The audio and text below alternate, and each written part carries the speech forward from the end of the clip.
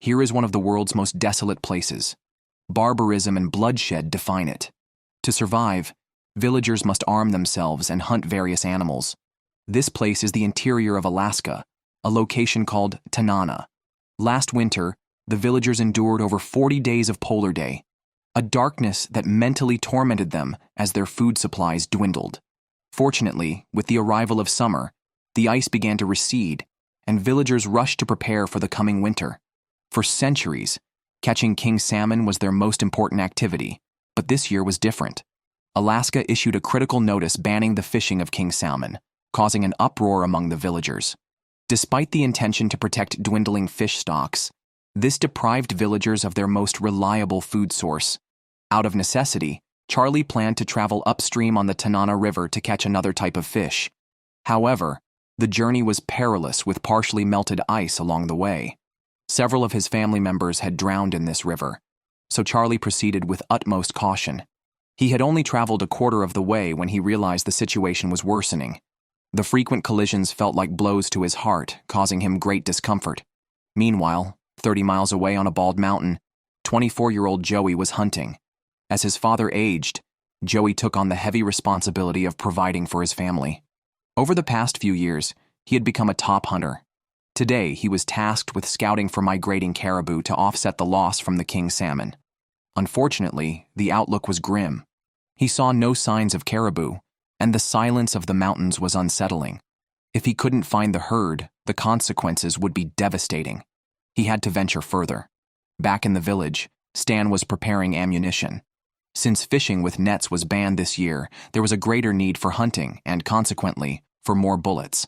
Because store-bought bullets were expensive, Stan made his own, a skill that intrigued James, who came to learn eagerly. The villagers liked to help each other, so Stan shared his knowledge freely. 4 miles away, Charlie finally crossed the area with ice chunks and began looking for a suitable fishing spot. His target was broad whitefish, primarily for dog food, a fish they would never eat in the past but had to adapt to this year. Charlie anchored his boat, tied one end of the net to a tree, and gradually lowered it into the water. After 24 hours, he would return to check it, hoping for a good result. Back at the village, he joined a few villagers in conversation. Everyone was frustrated with the recent ban. Although well-intentioned, this government decree could starve the riverside dwellers, plunging them into deep panic about how to feed their families this summer. 25 miles to the north, Joey continued searching for caribou. After hours of hiking, he finally spotted a lone caribou, a target he couldn't afford to miss. Patiently, he aimed and shot the moment the caribou raised its head. The gunshot startled the animal, and it ran off. Joey hastily reloaded, carrying the village's hopes, but he missed. Distraught, he quickly followed the direction the caribou had taken, but it was nowhere to be seen. With night falling, Joey decided to spend the night on the mountain and continue tracking at dawn. The night passed without incident. The next day arrived, and the villagers eagerly awaited news from Joey's scouting. Meanwhile, Moore, the largest dog breeder in the village, famous for his sled dogs, was distressed as his wife's illness caused her memory to falter. The chaos in the dog kennel added to his woes, plunging him into anxiety. Worse, he had no money to hire help, and all the tasks fell on him. On the brink of collapse, he still had to care for the newborn puppies, which had dew claws, remnants of evolution that could harm other dogs if not removed at birth. Despite the potential financial return from raising the puppies successfully, Moore faced a daunting task.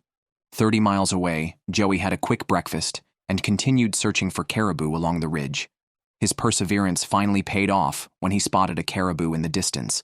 Unsure of his shot, Joey began stripping off his clothing to reduce his scent. Just as he thought he would fail, the caribou paused, and Joey took the decisive shot, downing the caribou, which weighed around 100 kilograms. To avoid attracting bears with the scent of blood, Joey quickly began butchering the animal. Although the hunt was successful, Joey needed a herd to meet the village's needs, as one caribou could only provide limited meat. Charlie prepared to check the fishing nets, accompanied by his daughter Tanisha, as his son Bob had run away from home the previous year. Holding the village's hopes, they found the net unusually heavy, signaling a potentially good catch. However, they only found 3 small fish, a dire indicator of the river's depleted fish stocks. Charlie had to report this disheartening news back to the village. Back in the village, Courtney prepared to help her father renovate the outdoor toilet. Her 9-month-old baby took much of her energy, limiting her ability to assist her father as before. Touched by the mention of his wife, Moore felt guilty for sometimes losing his temper with her. To better address her medical needs, Courtney suggested moving her parents to Fairbanks, but Moore had lived his entire life in the village and couldn't even afford the trip. On the other side of the village, Stan and James practiced shooting while waiting for Joey, who returned with discouraging news. In 2 days, he had only seen one caribou and found no signs of a herd, a devastating blow to the villagers' hopes. However, James had heard of a bison herd in the northern region, which could feed several families due to its size. Bison are notoriously aggressive and fast, and the villagers had never hunted bison before, making it a risky venture. But they were out of options, as the hunting season was closing soon, and missing this chance could mean getting nothing at all.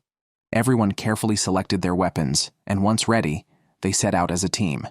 To approach the bison herd, they had to cross the Yukon River. As the hunters headed into the wilderness, a historic event was unfolding in Tanana. The governor of Alaska announced plans to build a road to the village, which would drastically change the villagers' way of life. The road would pass through 40 miles of forest east of the village, connecting to Manly Hot Springs and eventually reaching Fairbanks. The villagers now faced a vote on whether to construct this road. As expected, opinions were divided. Some supported it while others resisted, preferring to live as their ancestors did.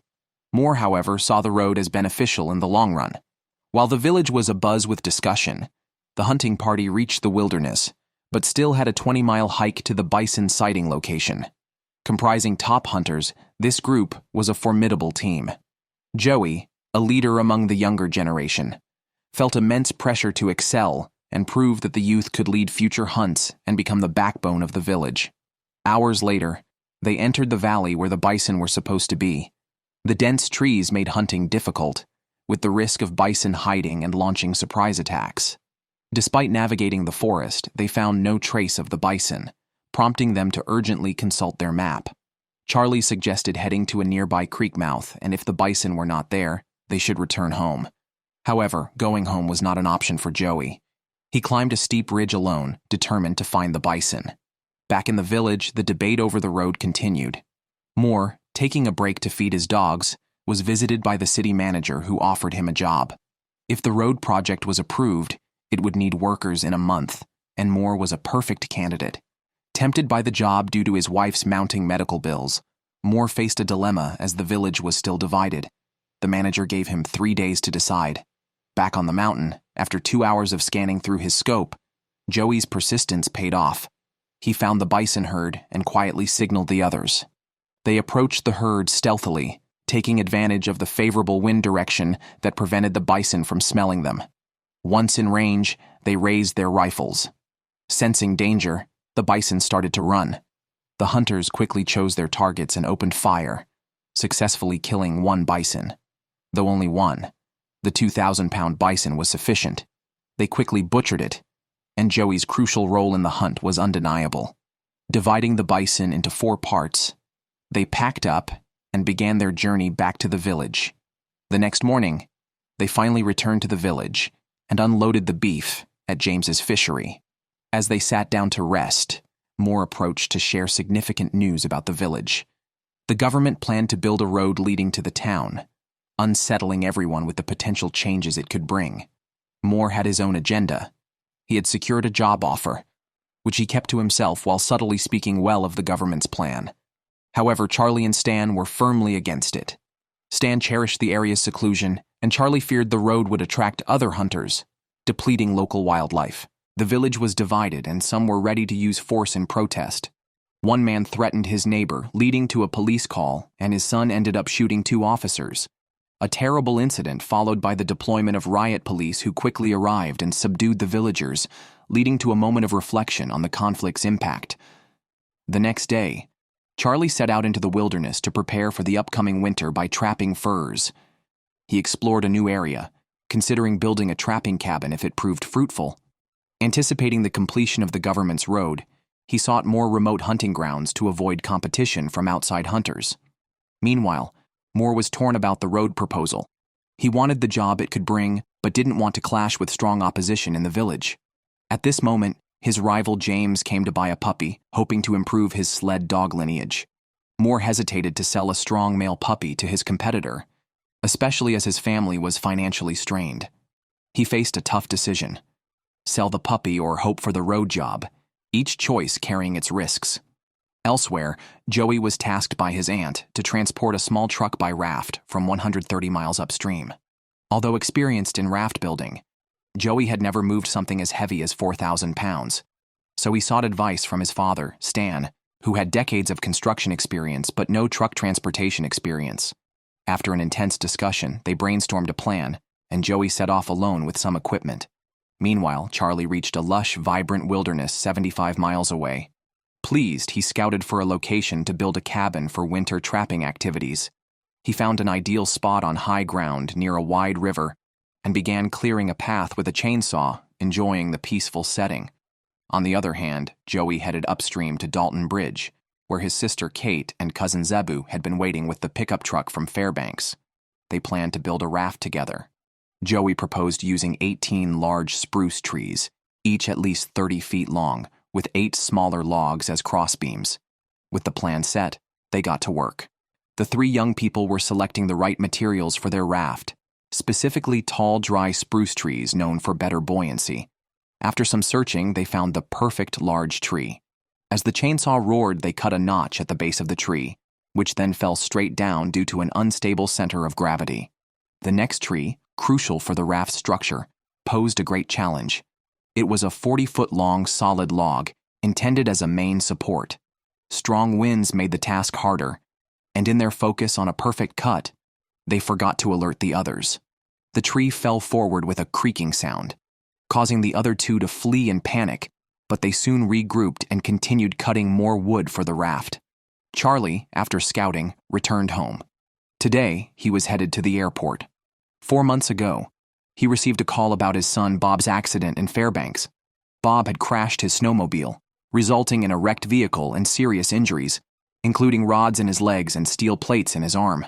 Seeing his son's condition was heartbreaking for Charlie, despite their usual disagreements. Bob was now discharged from the hospital, and as Charlie reached the airport, Bob arrived on crutches. Though still in a sorry state, he could walk, showing some recovery, but not as much as Charlie had hoped. He had expected Bob could help with work, but it seemed more recovery time was needed. On the other side of the village, Moore and his daughter Courtney were repairing the dog kennel. Moore hadn't mentioned his job decision, knowing Courtney opposed the road as she was content with their current life.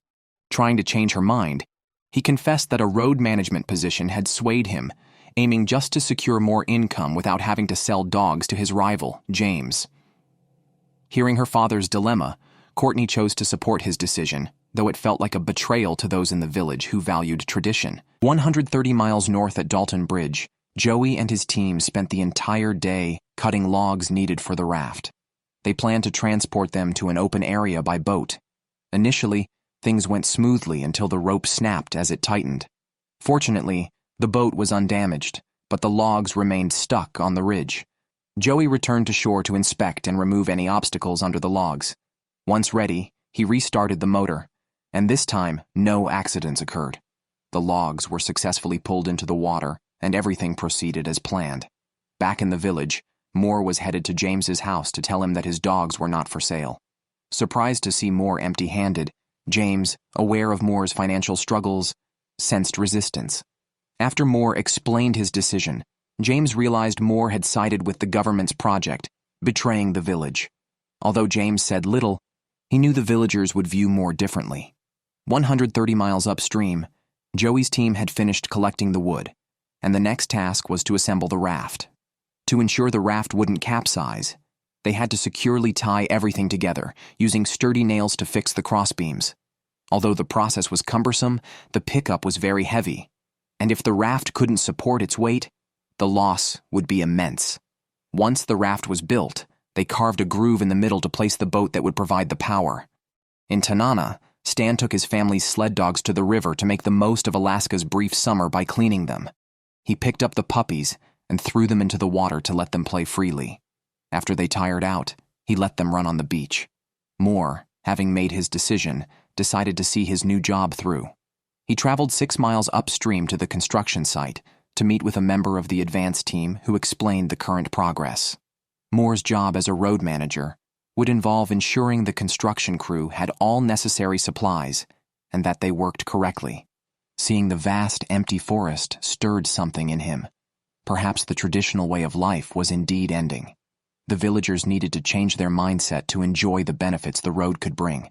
Back at Dalton Bridge, Joey's team cut a log and used 2 planks as rails for the crucial moment when Joey had to drive the pickup onto the raft. Taking a deep breath to calm his nerves, he slowly advanced under his cousin's guidance and successfully got the pickup onto the raft. Their effort paid off as the raft proved it could bear the weight.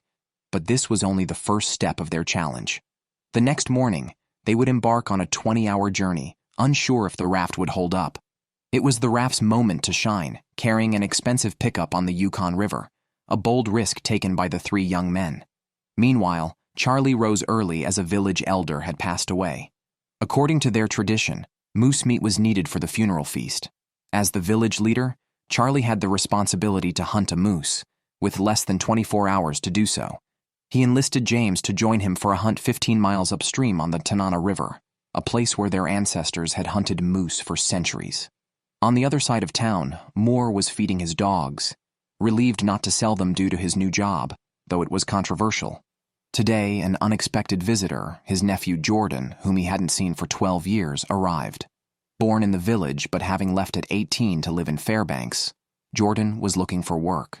Moore offered him the dog care job without pay, to which his nephew surprisingly agreed, making Moore wonder about his motives. Regardless, Moore immediately set him to work feeding the dogs. 10 miles downstream, Stan was out alone looking for wood to use for smoking meat, an ancient preservation technique. He had been searching for driftwood for hours without luck and decided to look further. His persistence paid off when he found a high-quality poplar log on the shore, good enough for a week's worth of smoking.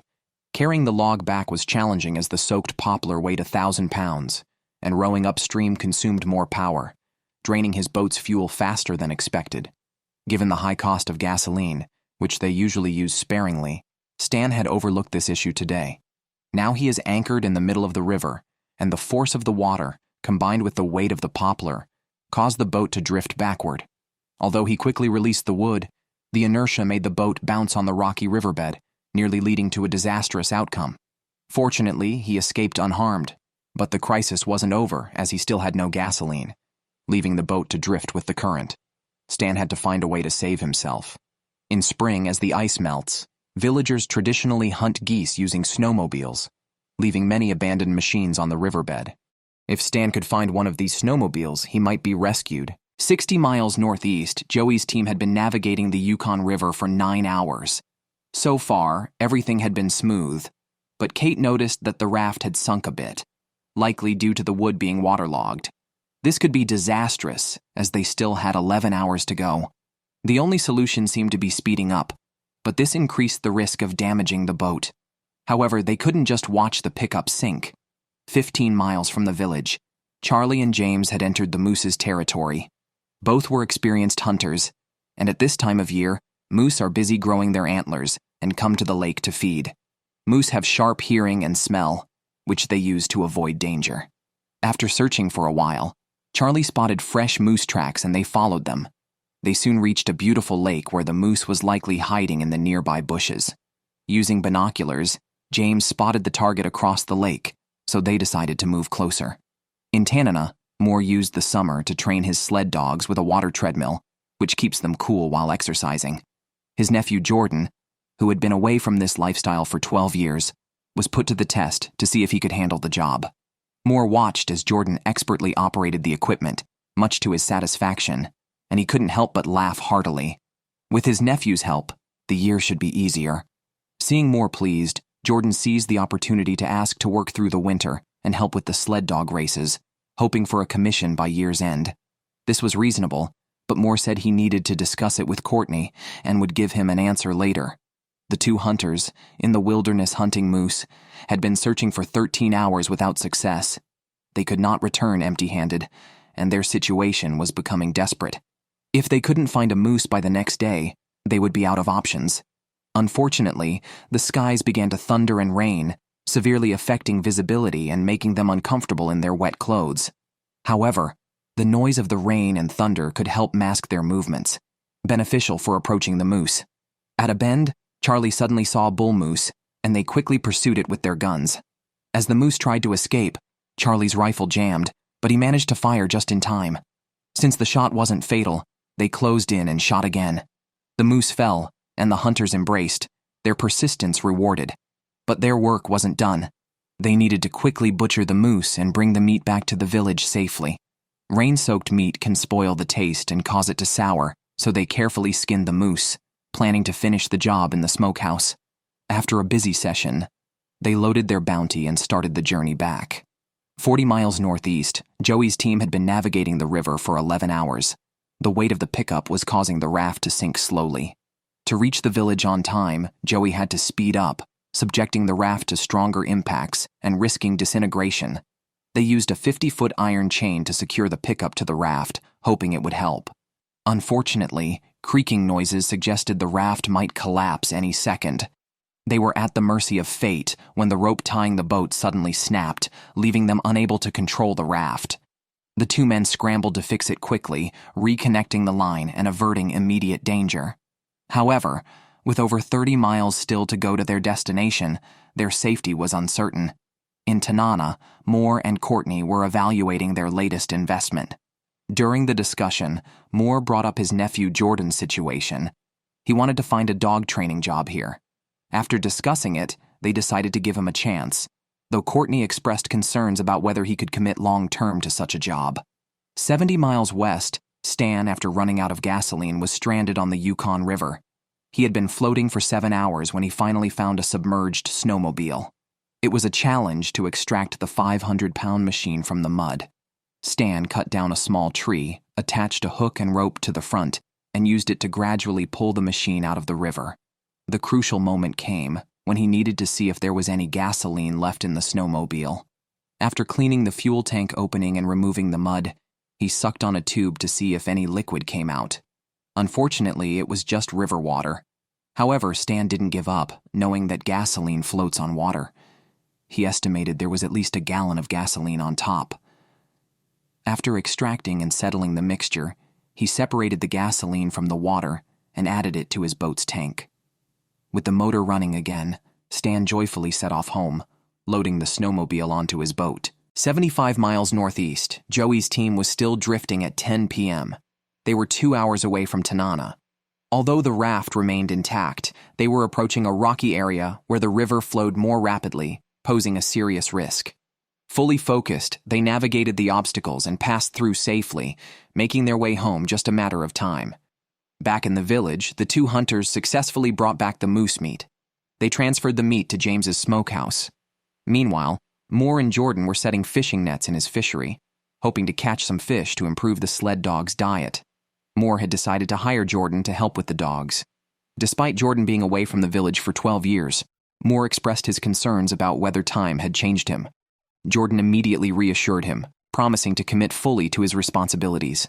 At 1 a.m., the Alaskan summer sky was still bright. Joey's team arrived in Tanana, having spent 20 hours on the river. Their hard work paid off as they safely brought the pickup back, marking an unforgettable adventure for Joey. Charlie's successful hunt brought in 1,000 pounds of meat, giving special meaning to this hunt. After the funeral, life returned to normal. Charlie is the manager of the water plant. Half of the village residents rely on this plant for their water supply. To maintain the flow of tap water, Charlie must constantly replenish the wood supply. During this time, Moore, a major dog breeder, came with bad news. Jordan was planning to move back to the village.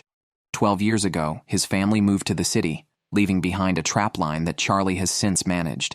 Now Jordan wants to take back the management of this trap line from Charlie. The trap line, located between the Yukon and Tanana rivers on fertile land, brings in a significant income from fur each year, which Charlie is reluctant to lose. He decided to discuss this matter personally with Jordan. On the other side of the village, James and his two sons were collecting wood. With the cold months approaching, the demand for wood would soon surge. Michael, the younger son, is 11 years old, and Joseph is just 9. In Alaska, summer is the busiest time, as they try to stock up resources for the harsh winter. Despite their young age, the two boys had to participate in the labor, which also served as a good opportunity to develop their skills.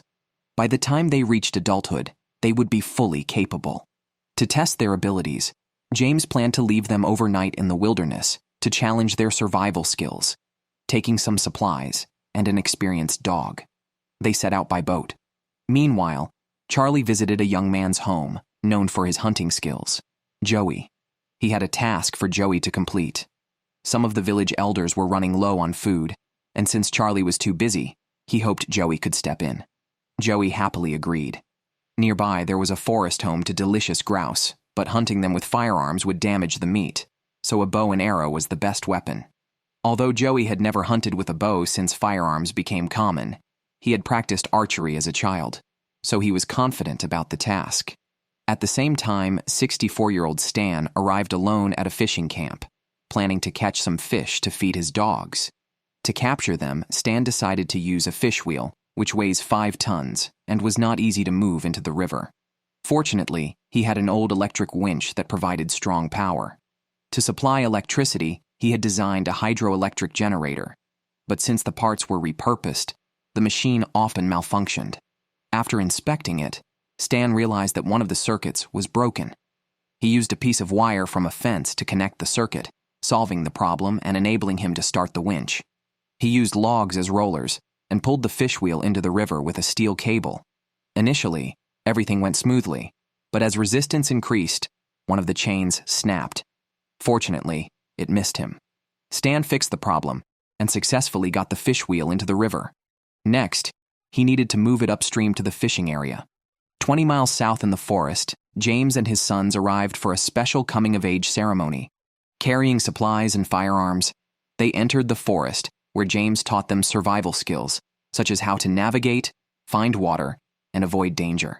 Bears are one of the most dangerous creatures in the wild, so if they saw bear droppings, they needed to be extra cautious. Once the boys were prepared, James planned to start the challenge.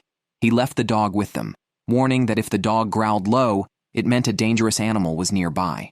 After giving instructions, James left them alone. In Tanana, Charlie prepared to talk to Jordan about the trap line. Deep down, he did not want to return it. Although it once belonged to Jordan's family, they had moved to Fairbanks since Jordan's father passed away 12 years ago. After a brief exchange, Jordan pressed for the trap line. Charlie did not respond directly, but asked if Jordan planned to stay long-term. Hearing a positive response, Charlie remained skeptical and suggested discussing it again in the fall to see if Jordan was still there. Their first negotiation ended on an uneasy note, making Jordan realize he needed to do something significant to get Charlie's attention. In the forest, James did not actually leave but hid nearby, closely watching every move his sons made. They collected some wood, lit a campfire, boiled water, and during this time, they constructed a makeshift shelter by draping sleeping bags over a frame they built. As midnight approached, the boys prepared to sleep, but James remained vigilant. Predators could take advantage of the extra sunlight to extend their hunting time. Fortunately, the feared dangers did not materialize. At dawn, the chattering of squirrels caught James's attention. They are the forest's sentinels, constantly chattering at predators. The sudden urgency in their sounds indicated a potential nearby threat. Just as James picked up his binoculars, the dog also started barking. He couldn't sit idly by anymore, so he grabbed his rifle and began scanning the woods through his scope. He quickly spotted a target and rushed over as the children were still sleeping, unaware of the approaching danger. After closing in, James identified it as a moose. In Alaska, moose are more likely to injure people than any other animal. Fortunately, it was a young moose, not an aggressive bull, which reassured James. He returned to his watchful position to continue guarding the children silently. In Tanana, Joey prepared to hunt grouse with a bow and arrow. But to avoid potential bear encounters, he needed an armed assistant. He called on Bob, who had suffered a serious snowmobile accident 5 months ago and was not fully recovered yet. After checking their weapons, the two entered the forest behind the hills to search for the tasty grouse. Joey drew his bow as he spotted a grouse in a tree, aimed briefly, and released the arrow. But unfortunately, he missed, much to their disappointment. They had been wandering in the forest for 2 hours before they finally found their first grouse, but again Joey missed. The area, Filled with spruce trees, a favorite habitat for grouse, offered more chances. Joey drew and aimed again at a second grouse, but missed once more. Despite repeated failures, he did not lose confidence, though he started to doubt whether it was his archery skills or just bad luck, as he missed 5 consecutive shots. 40 miles away, Stan was pushing the fish wheel upstream to a fishing spot created by a warm current vortex, an excellent place to catch fish. After adjusting the position of the fish wheel on shore, he turned around to find his boat had drifted away with his supplies and rifle aboard. Losing the boat would leave him stranded. He ran along the shore but realized he had to get into the water. With no other choice, he plunged into the icy river and swam towards the boat.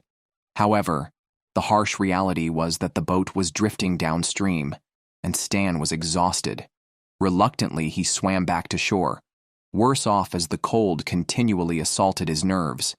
He was too drained to struggle, but after resting for a few minutes, his survival instinct kicked in, and he stood up to pursue the boat again. 15 miles south, at 9 a.m., James's sons finally crawled out of their sleeping bags. Instinctively, they looked for their father, but, realizing no one else was around, they understood they had to rely on themselves. They quickly packed up and, with the dog, started their journey home. They needed to navigate through the dense forest to find the boat they had moored on the shore the previous day. James was following behind, both to observe their performance and to protect them secretly. After walking some distance, the two boys stopped, appearing to have lost their way. The dog looked at them with a meaningful gaze, as if everything was going as it expected. Hidden in the shadows, James did not step forward. He wanted to see how his sons would handle the situation. After waiting for a while and seeing that they had no solution, James approached them. He first affirmed their efforts, then pointed out areas for improvement. For instance, they had slept soundly while the dog barked and a moose had passed by close to them, which is a serious mistake when spending a night in the wild. After the survival lesson, James led his sons to the boat. Overall, the adventure had been very educational. 15 miles upstream, Stan finally found the runaway boat stranded on the other side of the river. Worried it might drift away again, Stan decisively jumped into the water. However, as he swam desperately, the current pushed the boat away from the sandbar again. Stan was distraught. At this point, he clenched his teeth and exerted all his strength. In the nick of time, he finally caught the boat, but he was out of energy. After several attempts, he couldn't climb aboard. Driven by a strong will to survive, he found some strength and managed to flip himself into the boat, thus saving his life. 2 photographers present couldn't help but praise him. 30 miles away, Charlie was searching for buoyancy to gather wood for his family to stock up for winter.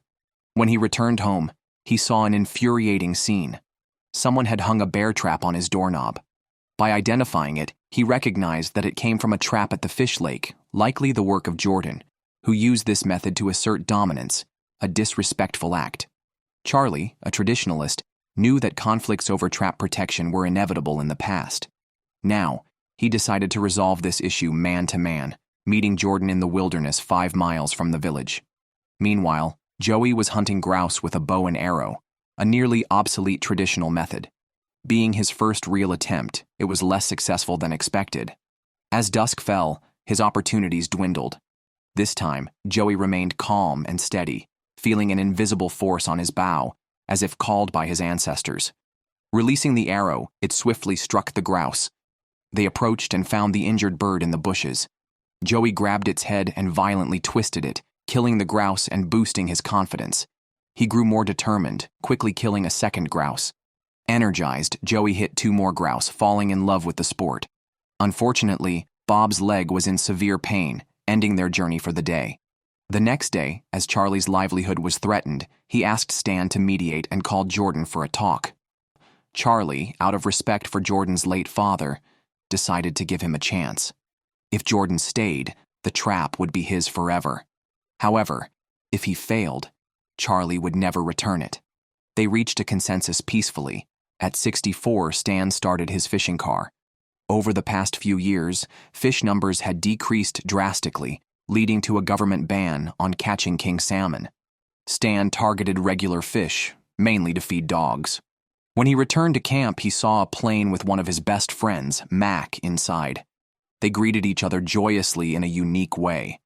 Mac, a wild-thinking old man, was there to invite Stan to join a big plan, keeping the details a mystery. 90 miles to the northeast, 47-year-old Charlie prepared to stock up on food for the winter. He chose a hunting ground far from the village because it was a habitat for elk. Accompanying him was his son Bob. Charlie wanted to test Bob's capabilities to see if he had recovered from a car accident. If Bob could handle this challenging hunt, Charlie would suggest he stay and spend the winter together. After an 8-hour voyage, they finally reached the hunting cabin. They planned to rest tonight, but Charlie saw a terrible scene. A bear had broken in and caused severe damage. From the remaining fur, it was a fearsome grizzly, likely still nearby. So Charlie kept his gun at hand as they began to repair the cabin, adding to their exhaustion. Meanwhile, at a location on the Yukon River, Stan and his friend Mac were ready to venture deeper into the jungle. Despite reaching their destination, Mac kept his plans secretive, asking Stan to follow closely. This piqued Stan's curiosity. Eventually, they arrived at a depression, but the scene looked unremarkable, confusing Stan. Mac then explained that there used to be a mine here that collapsed. According to him, it once produced silver. If they could clear the tunnel, their dreams of wealth might be realized. Though Mac was enthusiastic, Stan remained cautious, knowing that mining silver required heavy machinery, which they couldn't afford. However, Mac had a plan. A broken-down tractor hidden in the bushes, a piece of 1942's latest technology. If they could repair it, it would solve many problems. Faced with this situation, Stan began to hesitate. Back in the village, Courtney awaited the return of an old friend. Since the news of the village's accessible road spread, villagers who had left were trying to return. Divine had left years ago to marry a handsome man and was now returning with a child. This was her hometown, and she was overwhelmed by memories of fishing and hunting here as a child. During her years away, she constantly missed her hometown. She was not just visiting friends and relatives. She planned to move back to the village with her child. Courtney, however, was skeptical. Having lived in a big city for years, Divine was accustomed to the conveniences of modern life and might not withstand the hardships of rural living. 90 miles northeast, Charlie and Bob set out in search of elk. This hunt was not just to fill the freezer. It was a test for Bob. After 5 months of recovery, he was able to walk normally, but Charlie had high expectations. He wanted to assess Bob's physical condition through today's hunt. After scouting, they found nothing. Charlie let Bob catch his breath. Since there were no elk here, they needed to venture further. To reach a new location, they had to travel by water, and a canoe was the best means of transportation here. The two paddled through a weed-choked lake in search of elk. Despite the beautiful scenery, they were not in the mood to enjoy it. They needed to hunt an elk for their winter needs. They entered the woods and saw fresh footprints in the mud, a sure sign of elk. This discovery boosted their spirits. They decided to use traps to lure the elk, knowing elk are territorial. If a foreign elk appeared on its turf, the local dominant male would surely come to drive it away. Charlie's strategy was to artificially create a path simulating an elk's passage, leading the local elk to an open, grassy area. After setting everything up, they hid and quietly waited. Back in the village, Divine was struggling to adapt to the long-missed rural life. She was going out to fish for her family. Although she often fished with her parents as a child, it had been over 10 years since she last lived this way. Courtney, her good friend, was ready to help the city girl rediscover fishing. Their plan was to set up a fishing net to catch broad whitefish. Soon they arrived at the spot, and under Courtney's guidance, Divine tied the net's ropes to a tree stump and gradually released the net into the water. They had to move the boat slowly to stretch the net. Despite being clumsy, Divine successfully completed the task under Courtney's direction, taking her first step towards self-sufficiency, which made her cheer. 35 miles northeast, Stan was weighing a life-changing decision. His friend Mac had invited him to join a silver mining project the day before. Although he hadn't made up his mind, he couldn't pause his current life. Summer was the most valuable time here, and he needed to gather supplies quickly to survive the long, cold winter. When he got to his fishing wheel, he found it empty, not a single fish caught. Fish stocks in the Yukon River had been dwindling over the years. Stan began to think that Mac's proposal might be the best option. Meanwhile, 80 miles north in the wilderness, Charlie and Bob were hunting elk. They brewed a pot of coffee, chatting while sipping. Although Bob hadn't fully recovered, he was able to sustain the high-intensity activity, pleasing Charlie, who hoped Bob would stay to face the winter hardships together. Hearing his father's sincere invitation, Bob nodded in agreement. Just then, 2 elk appeared on the opposite bank. Charlie used his binoculars and saw a doe with a calf. Although hunting them was illegal, their presence was a good sign, indicating that a bull elk might be nearby. They returned to the woods to watch from a higher vantage point and soon spotted a bull elk, an ideal target. Charlie made noise to attract the bull elk, while Bob kept his eyes fixed, waiting for a chance to shoot. When the elk approached, Bob took the shot. They moved forward and found the elk had fallen in the bushes, a perfect hunt with great teamwork. After calming down, they prepared to butcher the elk, aiming to pack it home before dark to avoid dangerous wildlife. Back in the village, the 2 women went to check the fishing net, hopeful, but found it filled with twigs and leaves, dampening their spirits. Fortunately, they had caught a few fish, enough for the dogs to feast, but far from enough to sustain them through winter. Divine realized that life in Tanana had become much harder than the bountiful days of her childhood, leaving her frustrated and worried about how to provide for her child. 20 miles northeast, Stan returned to the abandoned silver mine, ready to join Mac's plan, provided they could fix the old machine. They opened it up and started checking the parts one by one. Mac used a lever to turn the engine, which still moved. Encouraged, Stan gained confidence in repairing the machine and happily agreed to join the mining project. However, this was a gamble. If they failed, the winter would be extremely tough. Back in the village, James returned with a new dog, which seemed hesitant in its new environment. James hoped it would quickly adapt and eventually produce offspring. Meanwhile, Charlie and his son had hunted a young male elk, now busy butchering it. The elk would provide about 500 pounds of meat, enough to help them through the winter.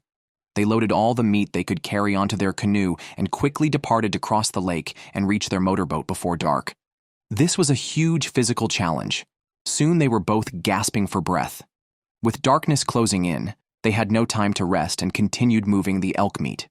Since there was no waterway ahead, they had to carry the meat on their shoulders. A significant challenge for Bob, who was still recovering from injuries. After crossing the woods, they finally reached the motorboat. This was just the first trip. By the time they finished transporting back and forth, it was completely dark. Fortunately, they safely moved the elk meat, making all the hardships worthwhile. Charlie gave his son a deep hug. Their relationship was better than ever. Using the cover of night, they began their journey back. Early in the morning, Joey had shot a black bear. He described being woken by knocking sounds, and looking through the window, was startled by a large bear head. When he chased after the bear with his gun, it ran into the woods. Seeing his yard in disarray, he realized the bear had been rummaging through his trash the night before. Hearing noises from the woods again, he approached quietly and shot the bear with a surprise arrow, killing it on the spot. Joey didn't like bear meat but planned to skin the bear for its valuable fur, which could bring in $1,000.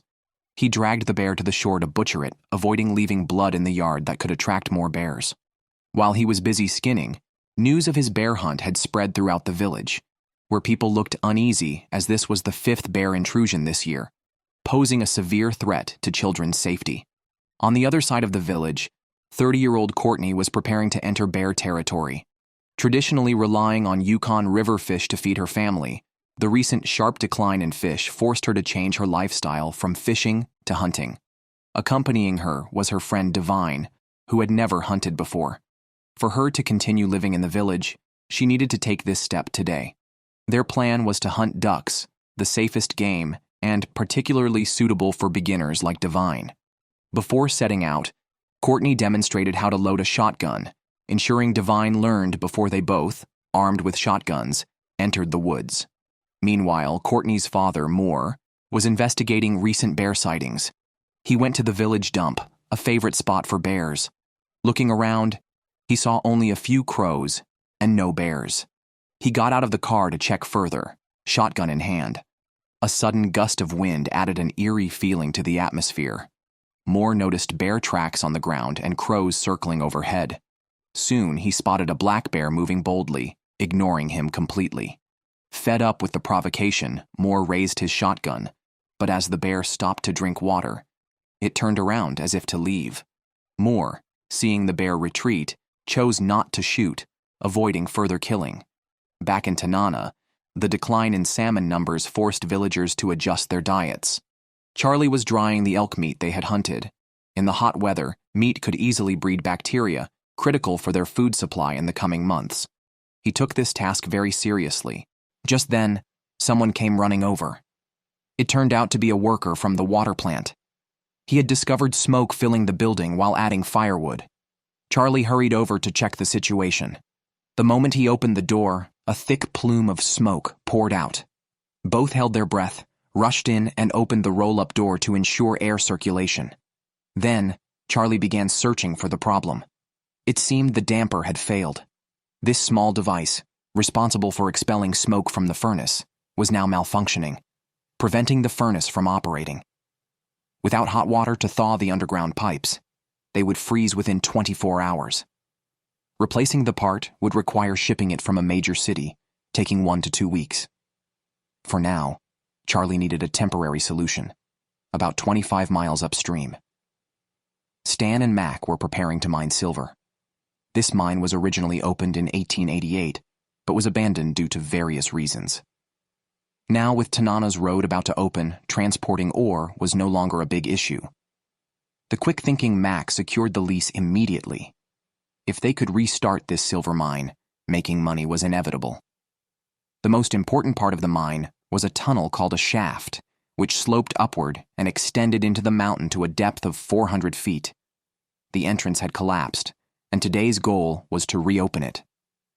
After some digging, they started to find wood, confirming their choice was correct. However, accidents happen unexpectedly. Suddenly, sand and gravel from above slid down, catching Mac off guard and injuring his head, though not life-threateningly.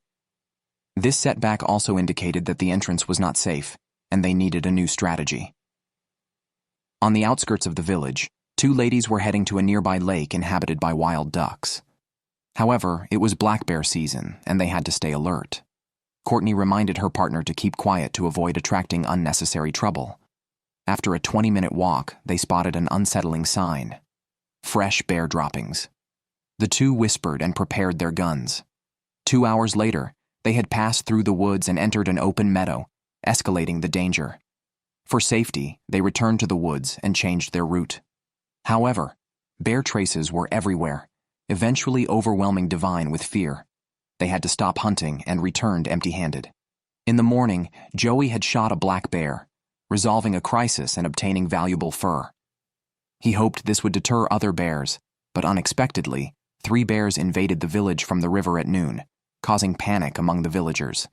The situation was particularly dangerous because it was a mother bear with cubs, known for their aggressive protection. As a new leader in the village, Joey had a responsibility to ensure the villagers' safety. However, by law, they could not harm a mother bear with cubs, so they focused on driving them away. During the chase, Joey found a lost cub, but the mother bear had disappeared, increasing their urgency. The mother bear would likely reappear, possibly attacking if she thought her cub was threatened. Joey tried to drive the lost cub back to the wild, but the little one, possibly tired and cold, the villagers were helpless, unable to kill or chase it away effectively. At the edge of the woods, the cub looked back as if its eyes held a special meaning, then turned and left, as if determined. The villagers finally breathed a sigh of relief. In the mountains somewhere along the Yukon River, Stan was preparing lunch while Mac studied the map. While Stan was busy searching for treasure, Charlie and Bob were rowing upstream, looking for a part called a damper. 3 hours later, they arrived at Charlie's hometown. They visited an old laundromat to see if it had any usable parts. Although they found a damper, it wasn't electric. However, while checking the main pipe, Charlie discovered a damper that appeared to be new. They took the item and started their journey back.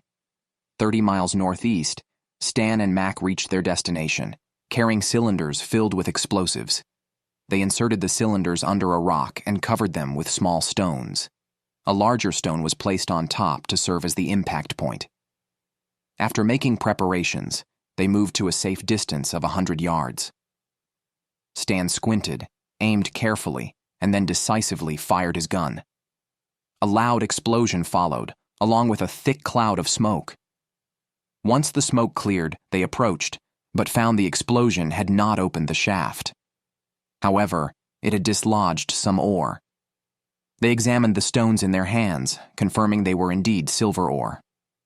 They planned to take them for testing, and, if the quality was sufficient, they would bring in heavy equipment to fully mine the ore. Back in the village, the villagers remained on high alert. They heard that another bear had entered a home on the east side and was rummaging through the trash. Moore, concerned for the safety of his grandchildren, drove to his daughter's house. There, he saw a bear in the backyard, while Courtney was unaware. Moore quickly alerted his daughter. The fiercely protective Courtney immediately grabbed a gun and ran into the woods to confront the black bear. After searching, she saw the bear attempting to flee and chased after it. She fired a shot that killed the bear instantly. Courtney touched the bear's fur, grateful for its sacrifice, then dragged the bear back to the yard to hang it up for bleeding. After the blood drained, Moore took the bear down for further butchering. This commotion caught Divine's attention. She brought her 4-year-old daughter to see what was happening and finally realized that rural life came with certain dangers. She knew she must stay alert and protect her child.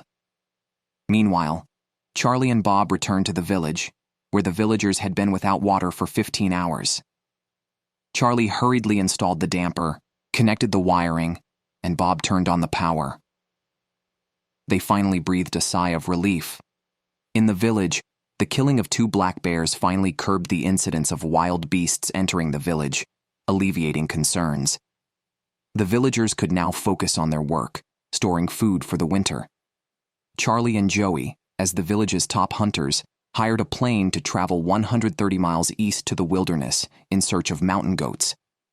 Living at an altitude of 7,000 feet, mountain goats are among the most challenging animals to hunt. Soon they spotted a herd grazing. The 2 were dropped off at a beach and they had 3 days to hunt. Once the time was up, the pilot would return to pick them up. Their hunting location was Lime Peak, marking the start of their journey. 120 miles to the west, Stan abandoned his fishing business this year to engage in a significant gamble instead. His friend Mac had secured a mining lease for an abandoned silver mine. To open a passage, they resorted to using explosives, but progress was challenging due to their limited budget. To save costs, they planned to use a discarded tractor that had a working engine, which they had previously tested. Both were experienced mechanics, and Mac's vehicle, a 1930s propeller plane salvaged from the jungle and repaired by them, made repairing the tractor seem trivial. Back in the village, as autumn was about to end, Moore still had a lot of work to do. This year, he took on a job as a road manager, so he hired a familiar helper, the long-haired LaVille. At this time, his son Thomas returned after disappearing for 5 months. Faced with his father's questions, Thomas remained silent, likely tired of his previous lifestyle but now back as if nothing happened. Moore was not ready to let it go and planned to have a serious talk with his son. It turned out Thomas had been wandering in Fairbanks for 5 months, and after having his fill, he returned. But Moore had bad news. During his absence, Jordan had taken over a project at the dog kennel, and now there was no job available for him. However, if Thomas was willing to change his ways, Moore offered to let him manage some of the dogs. Touched by his father's thoughtfulness, Thomas felt regret, guilt, and was moved. He swore to adjust his attitude, reintegrate into village life, and not disappoint his father again. 130 miles to the east, Charlie and Joey were traversing the woods. Due to being dropped off at the wrong location, they could not follow their original route and had to forge paths through mountains and build bridges over water, significantly slowing their progress. Annually in Alaska, over 3,000 people go missing in the wilderness. Now, both were in a bad state. After a grueling 9-hour trek, they decided to change their strategy and look for shelter first. 100 miles to the west, Stan reached the fishing camp, and began searching for usable parts. After finding everything he needed, he planned to repair the machinery the next day. Meanwhile, Charlie and Joey were still looking for shelter. They crossed the woods and found an open spot by a creek, an ideal choice that solved their freshwater needs and provided an open area to monitor for approaching wildlife. They built a fire and set up a makeshift tent to spend the night. As an experienced fisherman, Charlie carried fishing line and hooks. A fishing rod wasn't necessary as he could simply use a broken branch. After preparing everything, he started fishing in the creek. With his excellent skills, he soon caught a grayling, small but sufficient to provide the energy needed for the day's hunt. 20 miles from Tanana, Stan returned with parts to completely repair the tractor today and start mining silver as soon as possible. After installing the parts, the function seemed to be restored. However, the real test was about to begin. They needed to start this 70-year-old machine. To improve the chances of a successful start, Mac planned to heat the engine to just below 200 degrees. When the time was nearly right, Stan used a wrench to engage the starter motor while Mac added oil. Accompanied by a roaring sound, the long-dormant machine was about to restart. Unfortunately, the good times were short-lived. The machine did not operate. 140 miles to the east, Joey was still looking for the way back to the evacuation point, but the terrain was complex and easy to get lost. Worse, the wind was picking up, indicating a possible heavy rainstorm. He needed to return and discuss with Charlie. 3 hours later, Joey returned, exhausted, and reported seeing nothing. Hearing the bad news, Charlie's expression darkened because the evacuation was scheduled for 4 p.m. the next day, and they didn't have much time left. The next morning, the sky was filled with dark clouds, and a rainstorm could hit at any time. They still had to cross 8 rugged miles to reach the designated evacuation point and couldn't delay. After walking for 6 hours, the foggy mountain peaks before them were the habitat of the goats. Although reluctant, they understood that hunting goats now was unrealistic. Setting aside their disappointment, they continued on their way directly to the evacuation point. In Tanana, Moore wanted to repair his house before the onset of winter. After a heartfelt talk with his son yesterday, Thomas swore to reform and settle down to work. However, he hadn't shown up yet, and Moore had little hope left. Just then, Thomas appeared, finally coming over to help. Moore decided to give him another chance, a difficult problem to fix. Their gamble had failed, and the mining plans had to be shelved temporarily, with Stan having wasted valuable time and facing an underprepared winter. 120 miles away in the White Mountains, Charlie and Joey made a final sprint toward the evacuation point. They were gasping for breath but dared not stop. After a frantic rush, they finally reached the evacuation point 15 minutes ahead of schedule. However, this didn't mean they were safe, as the weather was bad, and they were unsure if the plane could take off. They prepared for the worst and prayed. Finally, a plane appeared on the horizon. Although their hunting trip had failed, they had completed an impossible task and saved their lives. Located in the interior of Alaska, Tanana is about to face the cold winter. Villagers are hurriedly stocking up on food, with their last chance being the salmon run, which lasts only 24 hours. They must seize this opportunity quickly. Moore, who needs salmon more than anyone because he feeds 50 sled dogs, takes 2 helpers to place the fish wheel into the river. With the help of a bulldozer, the fish wheel is pushed into the water. Then, using a motorboat, they position it in the designated spot, start the wheel, and hope for a good harvest this year. 2 miles downstream, Charlie had set up his fish wheel an hour ago and was now checking the results. He was delighted to see the fish box brimming with fish, at least 50, each weighing around 5 pounds. While not as valuable as king salmon, these fish are a crucial source of calories. The darker, fattier large fish will be kept for family meals, and the leaner ones will feed the dogs. If the fish wheel continues to perform well over the next 23 hours, Charlie won't have to worry about food. 30 miles upstream, Stan returns from his failed venture in silver mining, having lost a lot of valuable time. His smokehouse is currently empty, so he pins all his hopes on today's fishing. He placed his fish wheel at the farthest point upstream, where fish could be intercepted by others along the way, making his success uncertain. Although the fish box seems to have only a few fish, the space inside is large, and the actual catch will only be known after hauling. After some time, his boat is filled with dozens of fish, more than he expected, and the run has just begun, promising a large harvest. Besides fishing, he also has to collect driftwood along the shore to make rafts for transporting fish. He needs about 10 large logs to build a sturdy raft. He uses the collected wood to make a raft, which not only carries the fish, but will also serve as firewood. He secures a fishing net in the middle of the raft and covers it with a waterproof cloth, creating a pool-like structure. Now the raft is ready, and he throws all the fish into it. Back in the village, with every villager reaping a bountiful catch. Unfortunately, Charlie faced a setback when his fish wheel was damaged by James. Having missed the fishing opportunity, he headed to a new hunting spot, relying more on trapping this year. During the summer, Jordan, who had returned to the village, took over his beaver trap line. This made the year particularly challenging for Charlie. Now, he is cutting pine trees to build a hunting cabin, a key to his success in trapping. As Charlie works, a bear's roar startles him. He grabs his gun and heads into the woods. The bear, possessing strong territorial instincts, must be dealt with if Charlie is to settle here. The next morning, Stan transfers the abundant catch of salmon from the fishing camp to his home. He caught over 800 fish, enough to feed his dog team through the winter. The 30-mile journey could encounter any mishap, so he checks everything meticulously before setting off. However, he is worried about today's conditions on the Yukon River, which is thick with fog, signaling an impending disaster. In Tanana, James and his 2 sons go to check on the road conditions. Rumors of a mountain-like accumulation of wood unsettle him, as he earns his living by supplying timber. The influx of so much wood could crash the market prices.